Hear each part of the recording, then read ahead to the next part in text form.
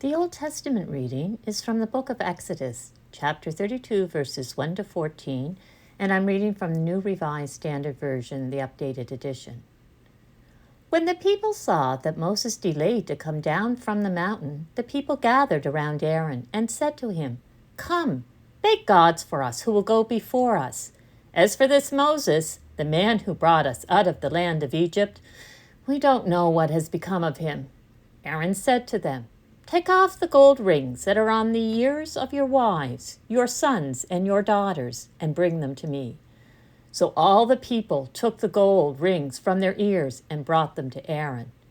He took these from them, formed them into a mold, and cast the image of a calf. And they said, "These are your gods, O Israel, who brought you up out of the land of Egypt." When Aaron saw this, he built an altar before it, and Aaron made a proclamation and said, "Tomorrow shall be a festival to the Lord." They rose early the next day and offered burnt offerings and brought sacrifices of well-being, and the people sat down to eat and drink and rose up to revel. The Lord said to Moses, "Go down at once.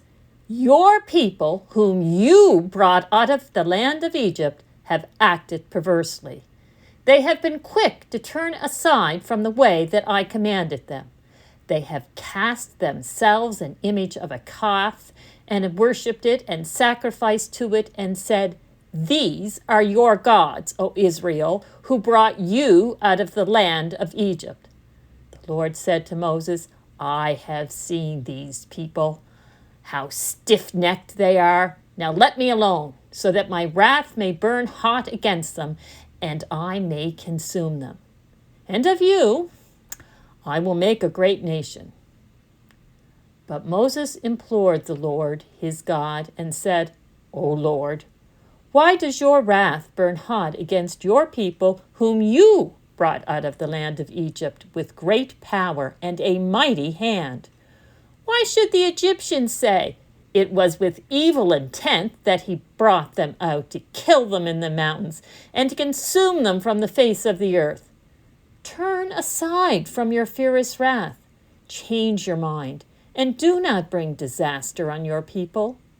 Remember Abraham and Isaac and Israel, your servants, how you swore to them by your own self, saying to them, 'I will multiply your descendants like the stars of heaven, and all this land that I have promised I will give to your descendants, and they shall inherit it forever.'